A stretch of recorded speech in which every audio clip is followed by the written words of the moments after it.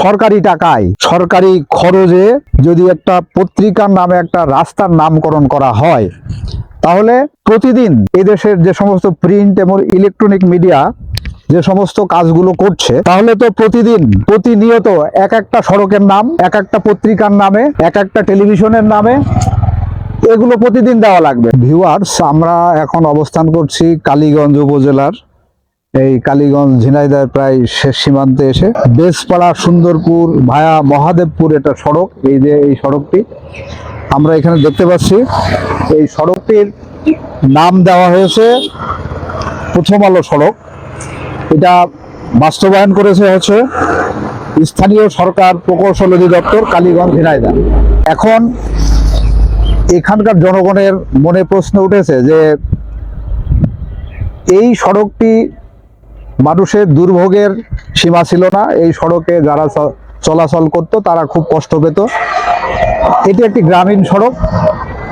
এই সড়কে মানুষের কষ্ট লাঘবের জন্য অনেকগুলো পত্রপত্রিকায় নিউজ হয়েছে, মানুষের কষ্টের কথা তুলে ধরা হয়েছে, যেটা পত্রিকার কাজ।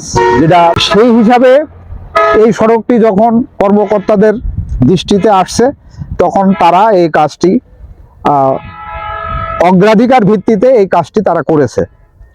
এখন এই অঞ্চলের মানুষের এখন প্রশ্ন হলো যে যদি একটি পত্রিকার নামে সরকারি টাকায় সরকারি খরচে যদি একটা পত্রিকার নামে একটা রাস্তার নামকরণ করা হয়, তাহলে প্রতিদিন এদেশের যে সমস্ত প্রিন্ট এবং ইলেকট্রনিক মিডিয়া যে সমস্ত কাজগুলো করছে, তাহলে তো প্রতিনিয়ত এক একটা সড়কের নাম, এক একটা পত্রিকার নামে, এক একটা টেলিভিশনের নামে এগুলো প্রতিদিন দেওয়া লাগবে। তাহলে সরকারি খরচে তাহলে প্রতিদিন এখন প্রথম আলোয় তো অনেক নিউজ হয়, যুগান্তরে নিউজ হয়, সংগ্রামে নিউজ হয়, ইনকিলাবে নিউজ হয়, প্রথম সারির অনেক টেলিভিশন পত্রিকায় নিউজ হয়।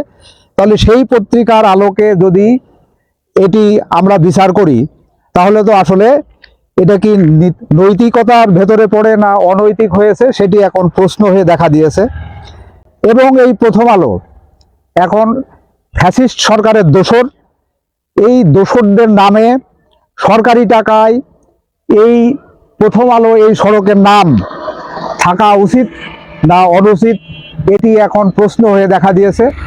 আমি সাংবাদিক হিসেবে, একজন নাগরিক হিসেবে আমি প্রশ্নটা ওই সমস্ত কর্মকর্তাদের কাছে তুলে ধরতে চাই, সরকারের সংশ্লিষ্ট বিভাগের কাছে, স্থানীয় সরকার প্রকৌশল অধিদপ্তরের কাছে এই প্রশ্নটি আমি রাখতে চাই যে যেই একটি পত্রিকার নামে এরকম একটি সড়ক হলো, সেই সড়কটি তার নামে এখনো থাকা উচিত কি অনুচিত, সেটির প্রশ্ন আমি আপনাদের মাধ্যমে জনগণের কাছেও রেখে গেলাম।